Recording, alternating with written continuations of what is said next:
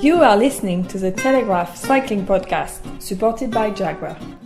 Today, we are in Reims. Hello, I'm Richard Moore, and I'm with Lionel, Birnie. Hello, Richard. And Daniel Friebe. Hello, Richard.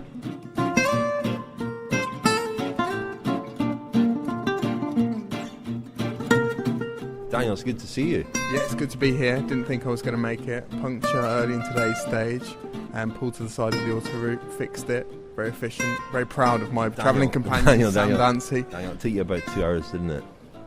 No, I would say half an hour to fix it. We probably lost an hour because we were on the spare wheel. Should just point out, Daniel's not travelling with Richard and I in the Telegraph Jaguar. Team Jaguar. The Team Jaguar, yeah. Humble hire car for me. Yeah. But very, very humble. I won't mention the manufacturer, but it's suffice to say it's not a Jaguar.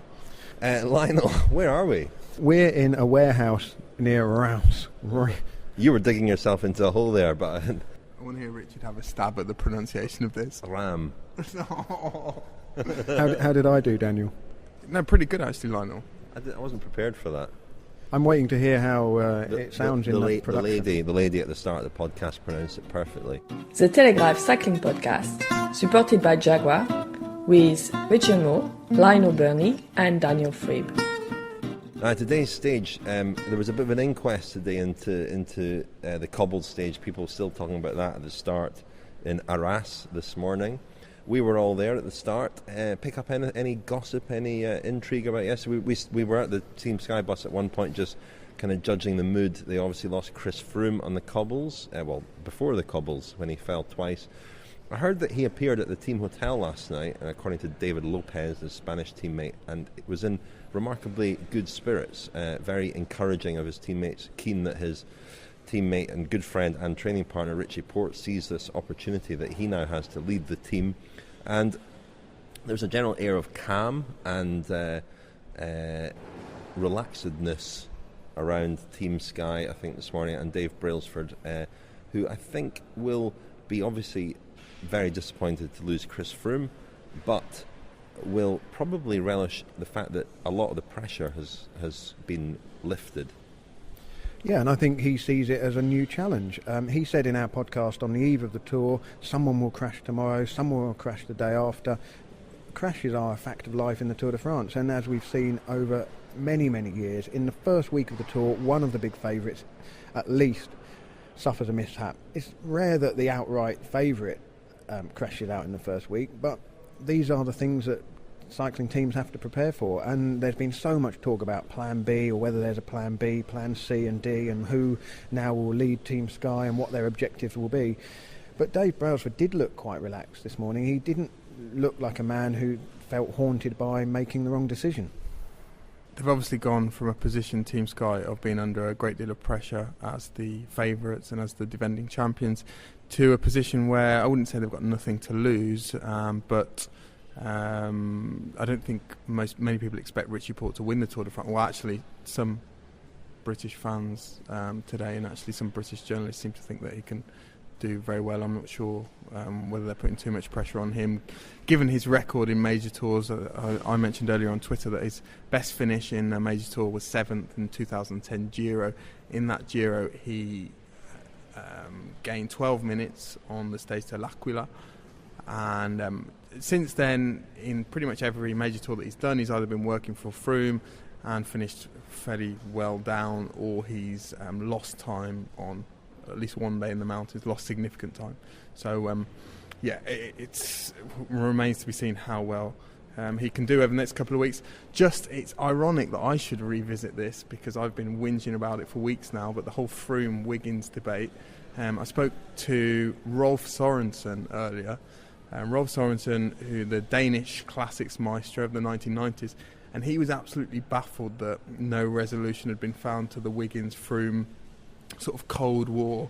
He said that it reminded him of the situation he was in 1996, or I think the mid-90s, with Moreno Argentin, and Rolf Sørensen and Moreno Argentin, both very good classics riders, and their team manager was Giancarlo Ferretti, the Iron Sergeant, as he was known, very disciplinarian, manager, and he said that before Liège-Bastogne-Liège one year, it was a similar situation to Froome and Wiggins, and Ferretti got them in a room and said, look, he pointed at Sorensen, he says, I pay you that much, and he pointed at Argentina, he said, I pay you that much, he said, you sort it out amongst yourselves with money, if you want to, one of you takes the bonus if the other one wins, etc. He says, but I'm going to go out, lock the door, and leave you in here until you've sorted it out.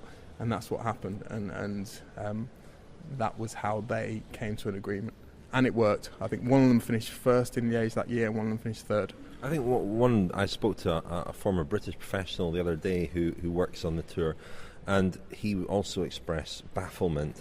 Was his name Tim? He also expressed bafflement at the fact that this had never been resolved. But I think the sport has changed a lot since the mid-90s, and what you have now, Chris Froome and Bradley Wiggins are both employees of Team Sky. Dave Brailsford is the manager, but there has been a move towards sort of rider power in the last decade or so, where riders are clearly employees of the team, but there are an awful lot of other people involved as well. Certainly, a Giancarlo Ferretti team, that sort of structure doesn't perhaps exist to the same extent. Maybe in some teams without very highly paid stars, but Brailsford isn't a Ferretti type character, is he? Well, no, he's not. He's not old school in that sense. He solves his management problems very much with a flow chart, really, doesn't he? And looks at outcomes, looks at what outcome they want. And the bottom line is to put the cork back in the bottle of this Plan B argument, as we're in Champagne Town. First reference there. The bottom line is Bradley Wiggins hadn't prepared to win a Grand Tour. He hasn't, and as we said on last night's podcast and before, he could have been a plan, but he's not an alternative potential Tour winner to Chris Froome at this moment, and if he was going to come to this Tour de France in the sort of form to try and get on the podium, then the last 6 to 12 months of his racing career would have had to be structured completely differently. There's an interesting point to be made here, because a lot of the chatter around the last 24 hours has been, oh my God, Brailsford didn't bring Bradley Wiggins as a plan B. He's made a mistake. He's messed up. Interesting. Bradley Wiggins never presented himself all year as a potential winner of the Tour. He said all year that he was going to come and work for Chris Froome. Now, Dave Brailsford made an interesting point this morning that had Wiggins been here, he would now be required to work for Richie Porte, not the other way around. And Wiggins, to be fair to him, has said all year that he was willing to come to the Tour in a team role, so presumably he wouldn't have had a problem with that. He was never saying, I want to go to the Tour as I don't think he ever said he wanted to come to the Tour as backup for Froome. So a lot of the chatter, a lot of the talk around. Shall we move on from this? Yeah. I mean, one other sort of distinction to make between Giancarlo Ferretti and Dave Brailsford is that Dave Brailsford has never accepted a sponsorship proposal from a Yahoo account, or was it Hotmail? That's a very cheap shot, Richard. Sorry. Giancarlo Ferretti's got an admirable record as a director sportif. I know. It's just I'm not sure whether he's a friend of the podcast or even not yet. A listener. Not now. He was hoodwinked once. He thought he had a sponsorship, team sponsorship lined up. Was it to replace Fassa Bortolo when they pulled out? Yes. And he thought he had Sony Ericsson lined up as a replacement sponsor, and it turned out that all his correspondence with people who he thought were representing fictional character who I seem to remember was called Ron Westland. And he was emailing him from it was a Sony Ericsson at yahoo.com email account or something. Hotmail. Apologies, Hotmail and Yahoo. You're listening to the Telegraph Cycling Podcast, supported by Jaguar. Let's talk about today's stage. It was there was a lot of quite a bit of anticipation at the start in Arras about possible crosswinds. It ended up there was a little bit of a sort of flurry of interest, but it was a bit of a damp squib. It was won once again by a big German sprinter, not Marcel Kittel this time, but Andre Greipel. Kittel was trailed off, and he looked pretty spent. And I think that the first few days of the Tour, including the cobble stage, has really taken an awful lot out of him, which could affect his ability to get through the Tour, as you've suggested, Daniel. Now, I think you had some gossip at the start about possible crosswinds, didn't you? Charlie Wigelius, he made me swear to secrecy. Charlie Wigelius, the Garmin Sharp director sportif, he was the bloke in the pub, the proverbial bloke in the pub that I mentioned on Twitter. He said that it was very likely there were very likely to be echelons after the feed zone. Very often echelons happen when the route suddenly changes direction, which it did there. There was a sort of 90-degree turn, and the peloton was going to climb onto a plateau. It was going to be very exposed at that point. He felt that certain teams, Garmin themselves, Omega Pharma Quickstep, perhaps Saxo Bank, Tinkoff Saxo Bank, would perhaps try to split things there. I mean, it reminded me of a stage. I followed the 2009 Tour de l'Avenir on very, very similar roads. It was a stage up to Sedan in the French Ardennes, and this is a part of the world where, which is very fertile for that kind of racing. The roads are quite flat, but very, very exposed, and I don't think it generally takes much wind for the conditions to be conducive to echelons. It didn't really happen at that point today. It happened later in the race with about 20 kilometres to go. I'd have thought most of the riders and teams were fairly thankful of a relatively routine day, although there was a split that meant that some of the your young French boys lost a bit of time, didn't they, Daniel? But apart from that, everybody got home safely, and there was as you said at the start, Richard, this morning in Arras, there was a sort of a visible exhalation from a lot of the people. A visible exhalation? Yeah. What does that look like? So people, well, audible, like that. Audible maybe. Well, visible. I think the shoulders relaxed. Right, people had I saw lots of relaxed shoulders at the start today. I think so. I thought so. I thought there was a very. Yeah, you're right. Now people you mention it. People were out of the buses. They were happy to talk. There was almost a feeling of, we've got yesterday out of the way and the Tour de France begins now. Absolutely. Well, at the start, I spoke to Alexander. Can't get away with anything on here, can I? No. At the start, I spoke to Alexander Kristoff, the Norwegian sprinter with Team Katusha. Kristoff finished second to Marcel Kittel in Lille, first stage back in France, and went very close, actually. Kittel left it very, very late, and Kristoff was banging his handlebars, quite frustrated at the end not to hold on for victory. So I spoke to him at the start, a little bit about his prospects today. He finished second again, this time to Greipel. Didn't really get close to beating him, actually. Also asked him about the comments that were reported earlier this week, attributed to him about Mark Cavendish in the Norwegian media, saying that he seemed to have accused Mark Cavendish of falling deliberately in Harrogate. So he cleared up that misunderstanding. You went very close the other day to winning the stage. How do you beat Marcel Kittel? I don't know. I still haven't done it. So he's the man to beat, and he's in good shape and have a good team. So we will try again. But I was close last time, but still wasn't enough. So you must just time the sprint even better, and then maybe it's possible. You thought you had it, I think, didn't you, the other day? He left it very late. Did you watch the footage later? Yeah, I watched it, and I saw also in the back I don't see anyone, and then at the end I see they're coming quite fast, and then I was a little bit disappointed not to take it because I was leading all the way, but it was far out, and it was a little bit too early in the wind, but it was a good try. He's beatable though, you think? Sure, he's beatable. He's just a man, but you must have a good day. Maybe he must be a little bit unlucky. Then it's possible. Like man to man against him, I think not many guys will beat him. Is the team a big factor for him as well? They seem to be very well drilled at this tour. Sure, they are well drilled. They do this every race, and they are stronghold guys. So for this, they have the best team. But they also other guys. Quickstep have a good team for this, and Lotto have usually a good team for this. So for sure, it's not impossible. I think. I don't think he will win every sprint day, but he already taken a few. So. And is the main aim for Katusha in this tour stage wins? Joaquim Rodriguez has obviously lost a lot of time now. Is the main goal for the team to try and win some stages?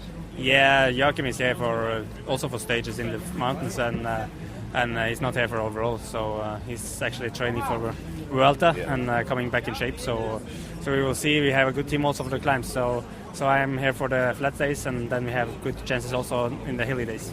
Now, there was a report earlier in the week about comments you'd made about Mark Cavendish. Have you cleared up the misunderstanding there, or was there a misunderstanding? Sure, it was a small misunderstanding. I did not mean that he was crashing anyone on purpose, so I don't think nobody will do that.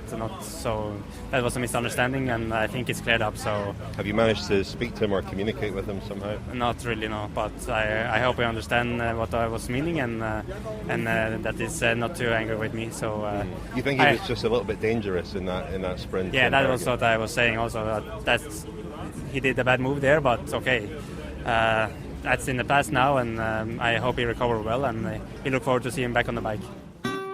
You're listening to the Telegraph Cycling Podcast, supported by Jaguar. Tweet us at cycling_podcast. So we heard from Alexander Kristoff there. Mark Cavendish had threatened to sue him. He dropped that threat, but he said there that he hopes that Mark Cavendish is not angry with him anymore. We've got lots more interviews coming up. We've got a very, very exciting competition to win a phone call from Jonathan Vaughters on the rest day, which competition we ran last year that went down very well. David Miller's not allowed to enter, is he? Well, he won't answer. I mean, so that would be pointless. Anyway, hope you're not listening, Jonathan. Or David. We're also got more competitions coming up to win Oakleys and some cycling books as well. Very much the booby prize. No, not at all. Let's crack on talking about today. Daniel, you had wanted to talk about your French boys. Well, it was a catalogue of mishaps, disasters for the French today. Thibaut Pinot lost a minute. He was caught out, predictably, some would say, in the echelons towards the end of the stage. And Pierre Rolland was also caught out. A lot of hand-wringing among French pundits tonight. Not hand-slinging? No, hand-wringing among French pundits tonight. Just been listening to RMC, which is very good, gives very good coverage of the Tour de France.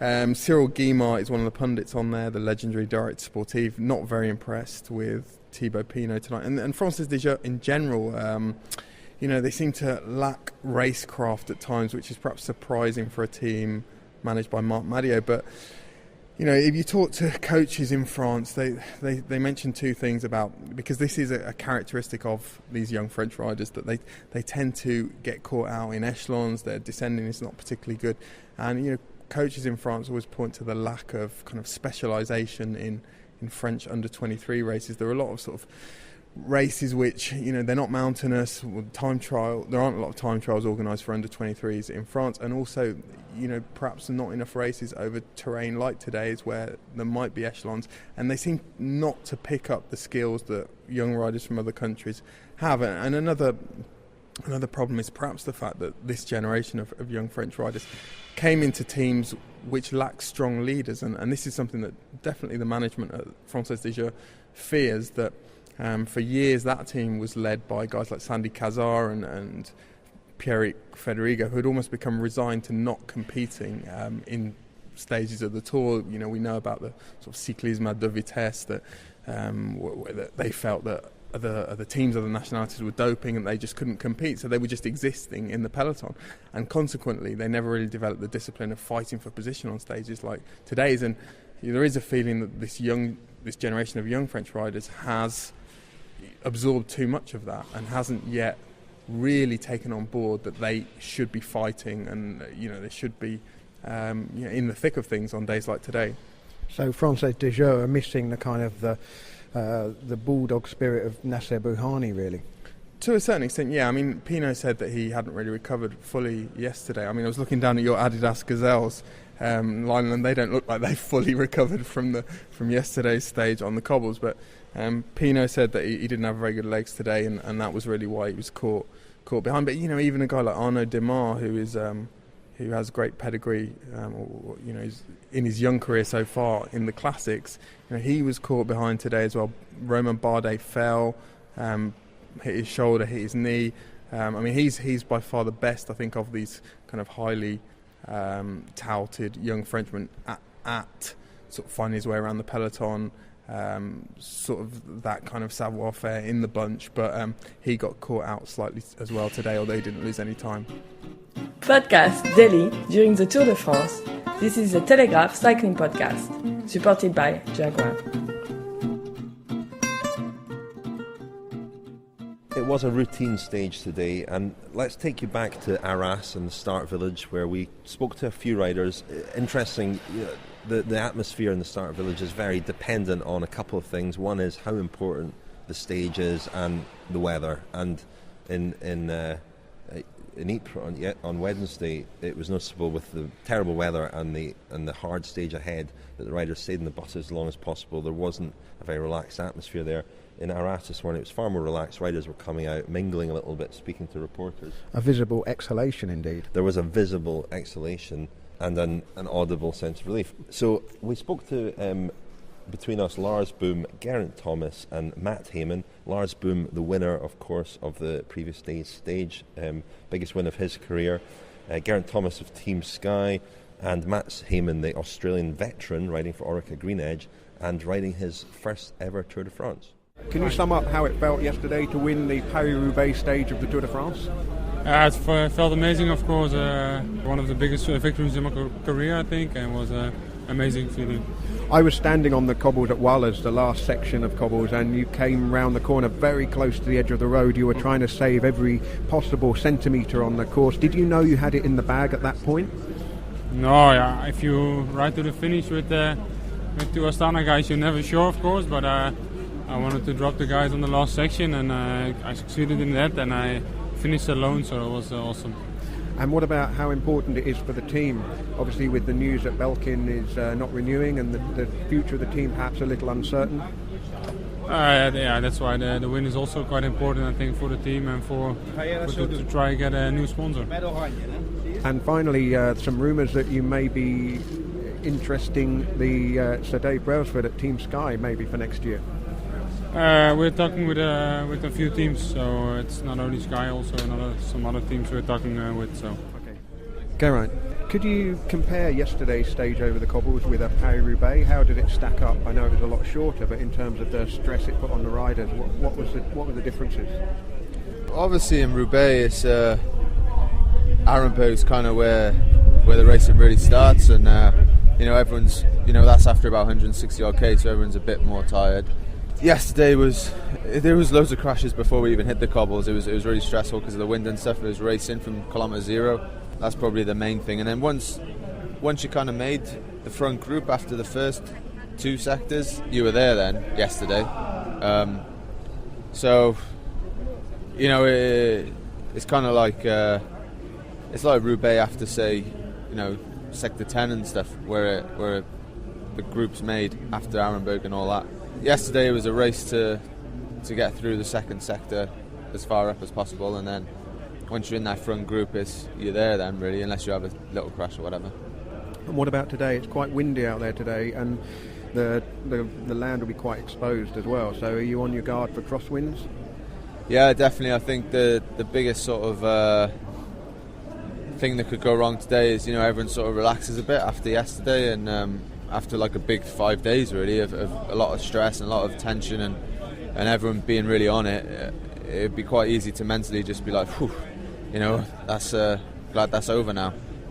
So yeah, we got to stay switched on, and like you say, there's definitely a chance of crosswinds, and it can be a bit exposed out there, and the wet weather doesn't really help as well.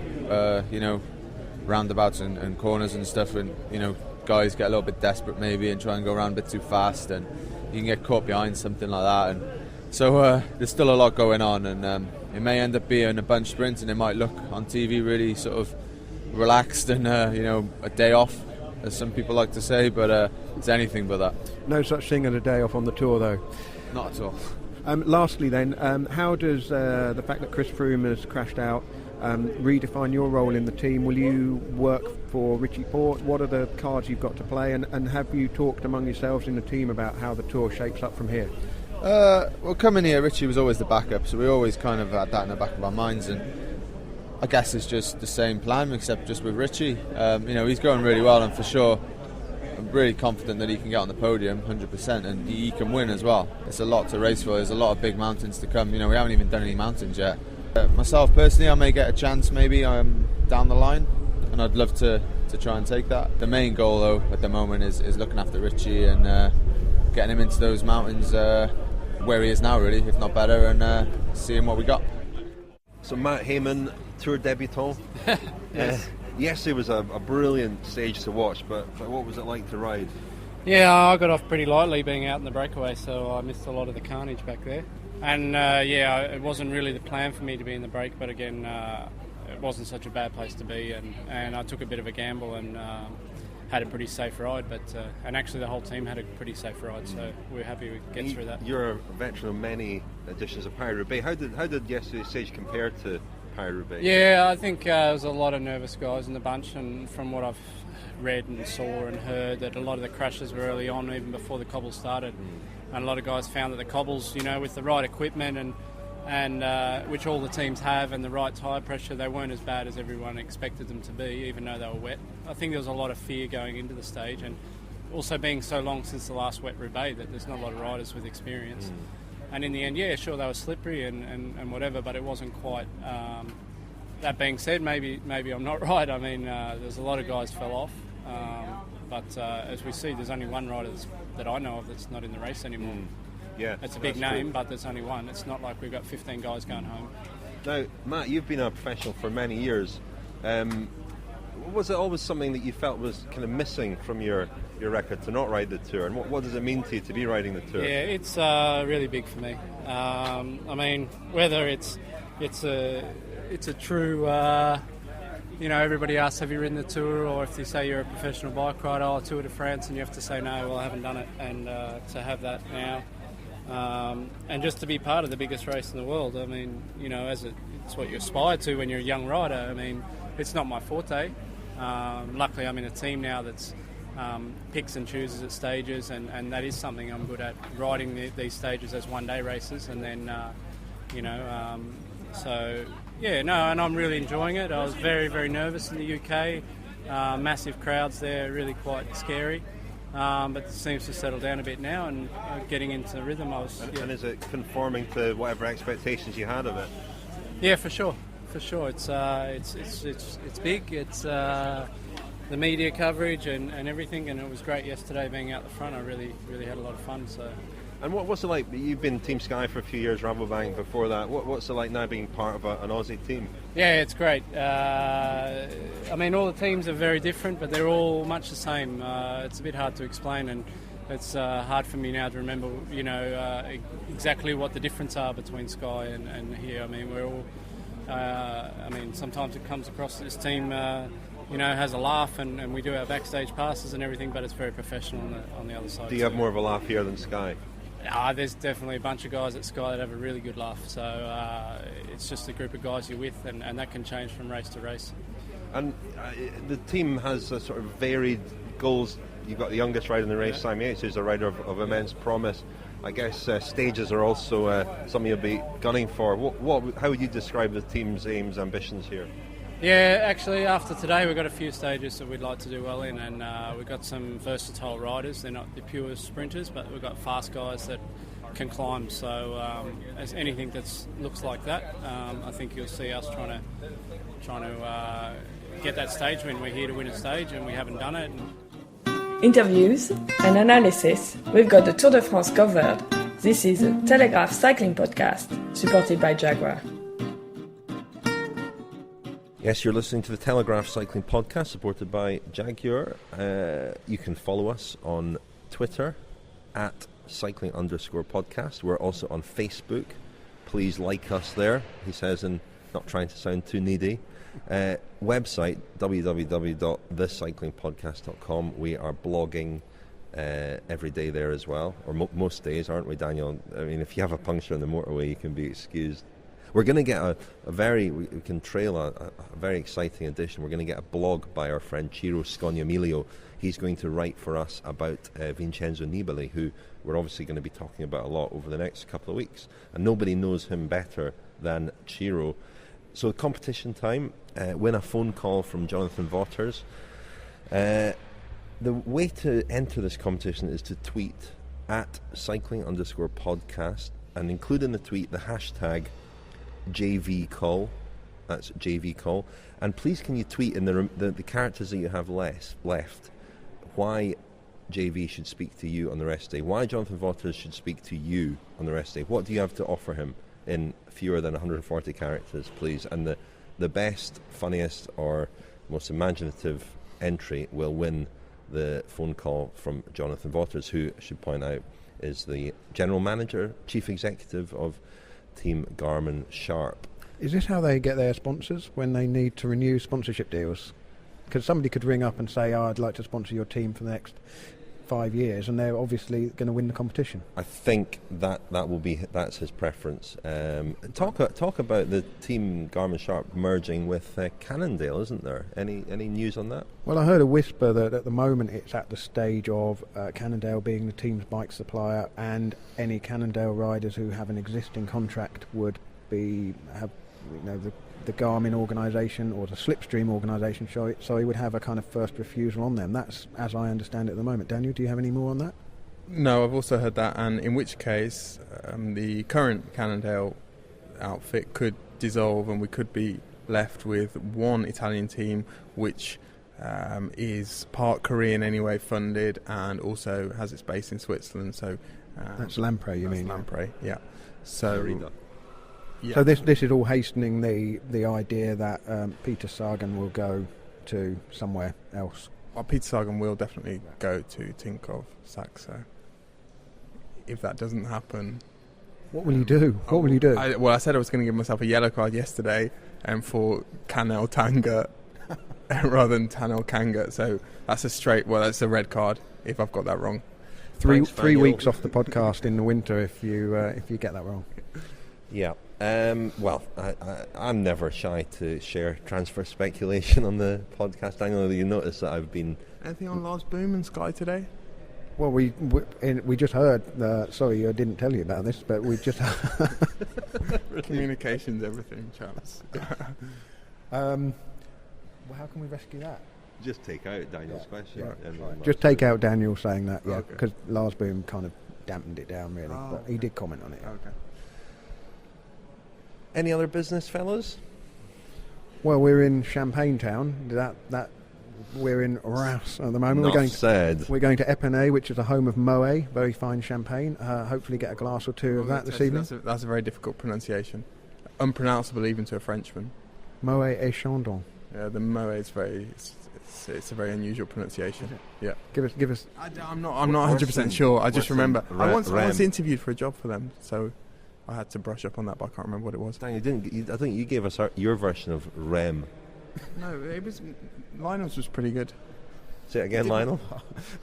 The second time. The way you said it sounded like Rams, which made me think of Derby County, the football club, who my cousin has signed for today, Cyrus Christie. Extraordinary.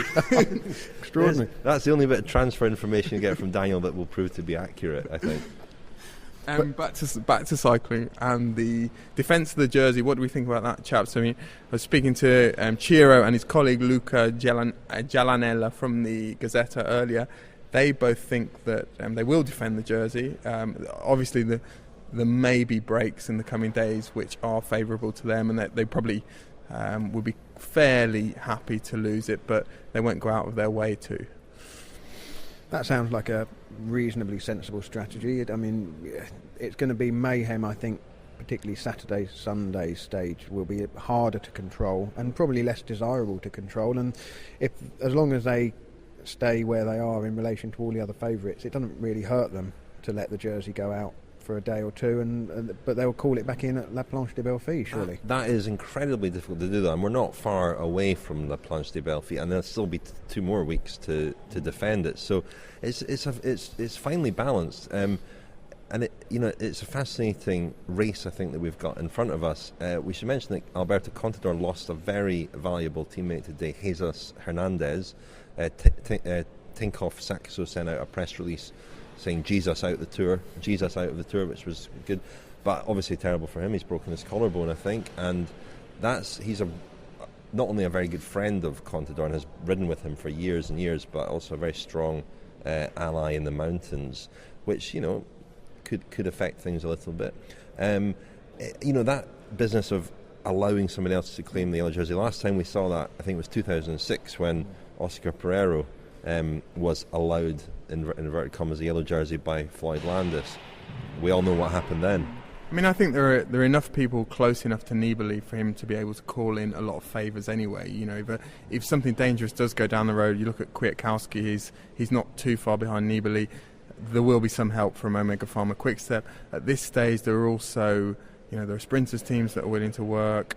There are teams willing to work for other reasons, and I think Cannondale, we heard earlier in the tour, I was fairly dubious about this, but Sagan not wanting to chase Nibali because he was his friend, the relationship between those two teams is certainly very good, so I think they'll be able to call in favours from them, not just in the next week, but also looking forward to the second and third week. The Telegraph Cycling Podcast, supported by Jaguar. Subscribe on iTunes, listen on Audiobook, and visit us at thecyclingpodcast.com. So, final part of this podcast, we're going to hear from Brian Cookson, the UCI president. In his first year as UCI president, his first Tour de France as UCI president, we sat down with him a few days ago and had quite a long conversation. You can hear the entire interview in a separate special podcast if you want to hear more from Brian Cookson.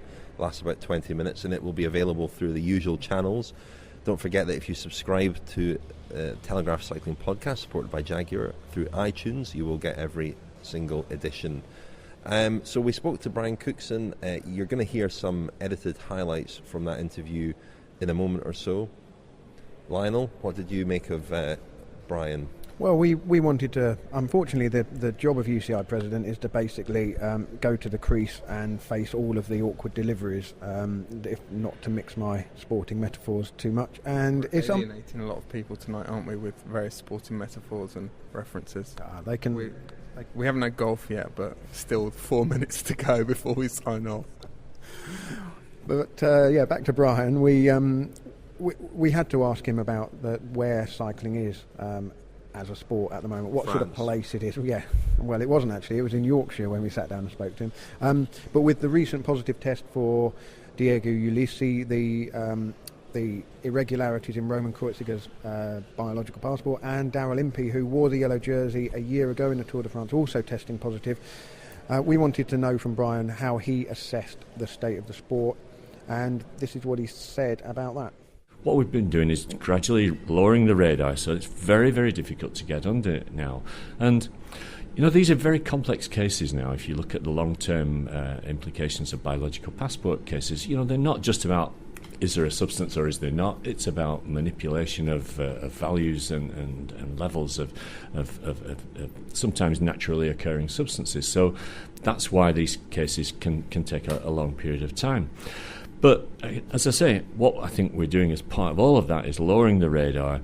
It's very difficult to get below that now. Doesn't mean that we've stopped people cheating. There will still always be a percentage of people who try. And I think what we're seeing now is that, look, there's a lesson here, I think, from the Lance Armstrong era, which is that if you're cheating, we will catch you sooner or later. It might take a few months, it might even take a few years, but sooner or later, especially where there are multiple people involved in conspiracies, those things start to fall apart. And if you've built your success, your reputation on cheating, sooner or later you will be destroyed. We will catch you one way or another, and your reputation will be in the bin, as it is with people that we've seen in the past. So, there's a clear message, I think, to current competitors. I think people sometimes have the idea that we at the UCI are in control of the timescales on all of those things, and in many cases, actually, we're not. But what I think it does demonstrate is, as I say, that we're not going to sweep anything under the carpet. If things come out in the run-up in the weeks before the Tour de France, that's frustrating for all of us and disappointing. But I think it does demonstrate that we're not going to sit on these things, and you can imagine the outcry there would be if I'd somehow intervene and said, don't release any of this information until after the Tour de France. The next thing I'd be reading on all over the media, Cookson delays to anti-doping results to make sure the Tour de France is a success. So we won't do that. But it is frustrating, and I do think we've got to look at what we can do with WADA to accelerate those processes and make sure they're best possible, best practice and so on. That's something that's an ongoing piece of work, and I hope to, in the months to follow, be able to work much more effectively on that process. Whatever my personal views about TUEs are, whether there even should be such a thing as a TUE, rather than if you have to take a substance that's on the proscribed list, then maybe you shouldn't be racing at all. Whatever my feelings might be about that, they are allowed under the WADA code. And the minute we tried to impose any action that was contrary to the WADA code, that would be the time that the lawyers would be down on us like a ton of bricks, and we would lose any sort of case like that. So we have to abide by the WADA code. I think we need to continue dialogue with WADA about how TUEs and how some of their processes impact on our sport, and it may be that we need to bring about some changes in that. Those are the things that I think we can start to look at. But I want to emphasise that both of the things that you've mentioned, and you said yourself, were entirely within the rules. The inhaler that Froome used was a substance that doesn't even require a TUE. That said, I don't think I've ever seen a rider using one mid-race. I'm not saying it hasn't ever happened, but I don't recall ever seeing one. And I think it wasn't a good image to see on the television screens, no doubt about that. And the TUE that Chris Froome received was issued in accordance with the guidelines. WADA confirmed that a couple of days later. But what we've done is look at those guidelines, and we've said, well, there's a TUE committee needed, but what UCI had done in the past had been only to consult and involve the committee if there was a need for, if there was a particularly unusual case, if the circumstances were out of the ordinary, if the substance involved, if the illness, whatever, was something non-regular and uncommon. And in this case, it was an absolutely regular set of circumstances. There was no medical issues. The UCI doctor, Dr. Zazzoli, discussed with the team doctor, as he would for any other rider in the peloton, without any involvement from me or anybody else at UCI, and issued the TUE. And as I say, WADA confirmed that was acceptable in the circumstances. But what we've done since then is look at this and said, look, there is concern about this, that this should rest on the shoulders of one man. We do have a TUE committee. What we will now do is we won't do that any longer. We will refer every single TUE, however difficult that might be procedurally, however much that might cause a delay, because the reputational issue here for our sport is so important. We will involve the TUE committee in every TUE from now on, or rather a panel of the TUE committee. There are 6 people on it. 5 of them are medical doctors with experience in sports medicine. 1 is a pharmacist and so on. So we will involve at least a panel of those people in every TUE decision from now on. And, it's improvement of our processes. The Telegraph Cycling Podcast, supported by Jaguar, with Richard Moore, Lionel Birnie and Daniel Friebe.